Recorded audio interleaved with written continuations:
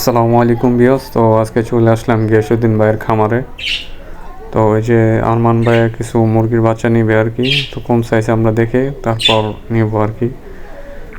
তো ভিতরে যে দেখতে পারতেছেন এটা হলো ফার্মি মুরগি, 82 দিন বয়স। আবার কিছু আছে 1.5 মাসের, আর 15 দিনের বাচ্চা আছে, 1 মাসের বাচ্চা আছে, বিভিন্ন সাইজের বাচ্চা বেচায় ভাই। তো আরমান ভাই থেকে ভালো লাগছে হলো এই 82 দিনের ভ্যাকসিন করানো আর কি। তো তার জন্য বড় সাইজটা না হলো, তো ভাই নিবে 50টা মুরগি আর কি। তো রমজান মাস দেখে একটু বাচ্চা একটু কম আছে আর কি। তো রমজান পরে ভাই আপনাদের সব বাচ্চাই দিতে পারবে ইনশাল্লাহ। তো এখনও সব বাচ্চাই দিতে পারতেছে, যে আমরা 50টা আনতেছি। তো আরও অনেকগুলোই আছে বাকি, ভিতরে আরও বিভিন্ন রকমের সাইজের আছে বাচ্চা। সব সাইজের ভাইয়ের সাথে দেখা হলো আর কি। অন্য সব খামারে এরকম বিভিন্ন সাইজের বাচ্চা পাওয়া যায় না। তো গিয়াসউদ্দিন ভাইয়ের খামারে আর কি বিভিন্ন রকমের বিভিন্ন সাইজের বাচ্চা পেলাম। দেখতে পাচ্ছেন সাইজগুলো অনেক বড় বড়। তো 82 দিনের বাচ্চাগুলো আমরা নিয়ে নিলাম। তো আমাদের ভাই কিছু বলবে আর কি খামারের জন্য কি কি খাওয়াবেন।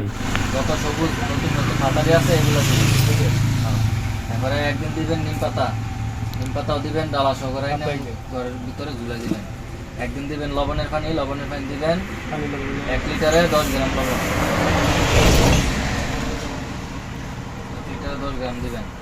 একদিন দিবেন তুলসী পাতা ঝুলাই দিবেন। একদিন দিবেন সাজনা পাতা, আর একদিন দিবেন আদা রসুনের পানি দিবেন।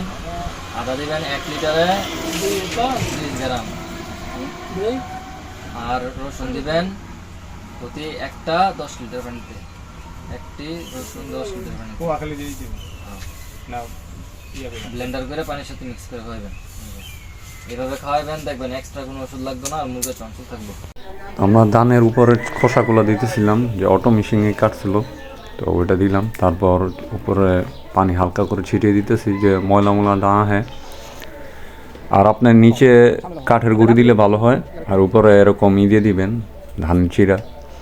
আর এই যে মুরগিগুলো আমরা আনলাম, তো এরকম তারা আরও ঘন্টাখানিক আগে থেকে চিরা যাই কাঠের গুঁড়া বিছান না কেন, ওগুলো আগে থেকে করে রাখবেন, তো এগুলো ভালো হয়।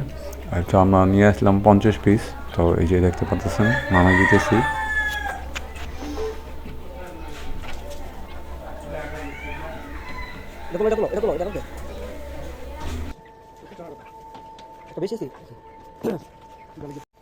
আর আপনারা একটা বিষয় খেয়াল রাখবেন, অন্য জায়গা থেকে মুরগি আনলে বা যাই কিছু আনেন নাকি, আপনারা যদি আনেন প্রথমে যদি ওষুধ পানি দিয়ে দেয় ওখান থেকে, তো ওটা খাওয়াবেন না। হয়তো আপনারা কিছুক্ষণ রেস্ট দিয়ে তারপর আপনারা স্যালাইনের পানি দিবেন, তো মুরগিগুলো একটু ভালো থাকবে, সুস্থ থাকবে। তো এইভাবে আপনারা করতে পারেন।